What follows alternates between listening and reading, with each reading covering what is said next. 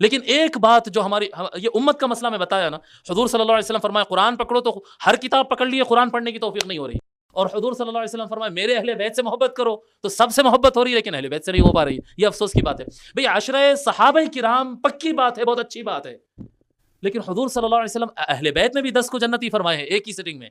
عشرہ اہل بیت کبھی یاد نہیں رہے جی. عشرہ مبشرہ کہتے فوراً ذہن صحابہ کی طرف جاتا، بہت اچھی بات ہے، صحیح بات ہے، لیکن جب عشرہ مبشرہ 10 جنتی کہا جائے تو حضور صلی اللہ علیہ وسلم کی گھر کی طرف خیال کیوں نہیں آتا؟ کیوں نہیں آتا یہ خیال؟ آپ دیکھیں حدیث شریف ہے، امام طبرانی نے المعجم میں اس کو نقل کیا ہے.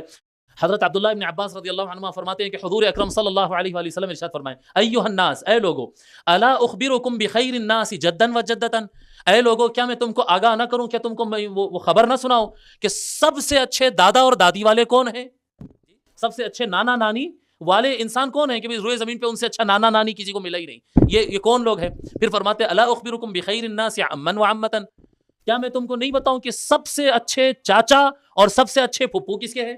سب سے اچھے چاچا کس کے ہیں؟ سب سے اچھے پھپھو کس کے ہیں؟ جی.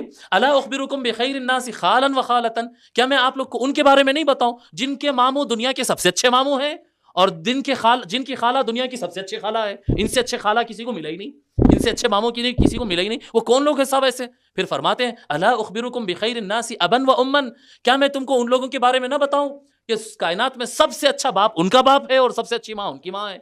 یہ کون ہے بھی یہ؟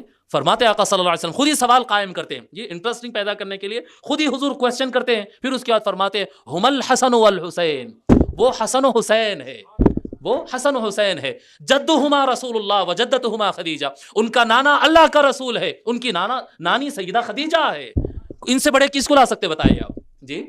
لوگوں کو جنتوں کی بشارت دی جاتی ہے. ام المؤمنین سیدہ خدیجہ کے کون کون سے کیسے کیسے محل ہے وہ حدیثوں میں لکھا ہوا ہے. جنت میں کیسے محل رہیں گے ام المؤمنین خدیجہ کے لکھا ہوا ہے احادیث شریفہ میں. کہاں سے لا سکتے ہیں ان سے بہتر جی. تو فرماتے ہیں ان کے نانا رسول اللہ ہے، ان کی نانی خدیجہ ہے، ان کی ماں فاطمہ ہے، ان کا باپ علی ہے. حضور اکرم صلی اللہ علیہ وآلہ وسلم کے بعد ان سے بہتر کس کو لا سکتے ہیں آپ جی. علی سے بہتر باپ کہاں بتا سکتے اور سیدہ فاطمہ سے بہتر ماں کہاں بتا سکتے. حضور صلی اللہ علیہ وآلہ وسلم فرمائے بھئی حسن و حسین سے بہتر ماں باپ کس سے ملے جی. علی ان کا باپ ہے، فاطمہ ان کی ماں ہے. پھر فرماتے ہیں وعمہما جعفر، اس سے بہتر چچا کس کو مل سکتا ہے؟ جعفر الطیار جی.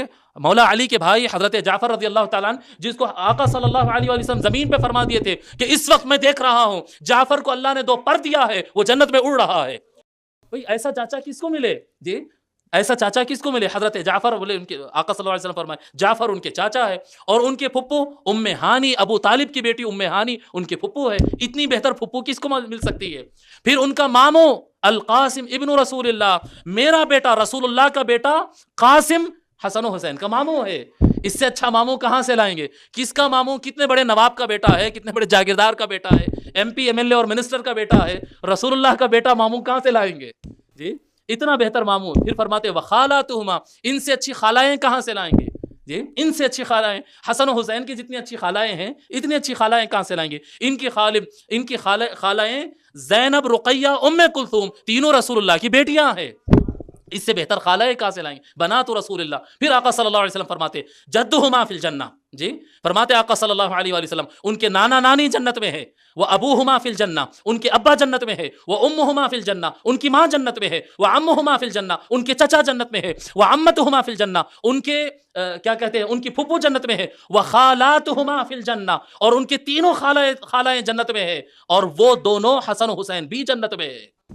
اللہ اکبر. آقا صلی اللہ علیہ وآلہ وسلم یہاں پر لگاتار ایک سٹنگ کے اندر، یہ مشہور بات ہے کہ سب سے زیادہ نام حضور صلی اللہ علیہ وسلم عشرہ مبشرہ صحابہ کے لیے کہ ایک سٹنگ میں 11 لوگ کو جنت کی بشارت دی ہے. نہیں، آقا صلی اللہ علیہ وسلم جب اپنے گھرانے کا ذکر کیے تو 10 نہیں 11 کو جنت کی بشارت ایک ساتھ دیے جی. یہ اگر حضور اکرم صلی اللہ علیہ وسلم کا نام اگر اس میں سے نکال دیں تو 10 رہ جاتے ہیں. یہ عشرہ مبشرہ اہل بیت ہے.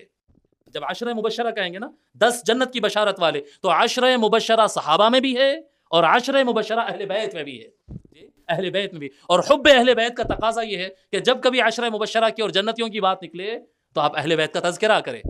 آپ اندازہ کرو، آپ سنیں یہ بات اللہ ماشاء اللہ جو کوئی شیخ الاسلام کو یا میرے کو یا کسی کو ایسے سن لیا ہوگا تو سن لیا ہوگا. عام طور پہ یہ 10 اہل بیت جنتی ہے، یہ سنیں کبھی روایت جی.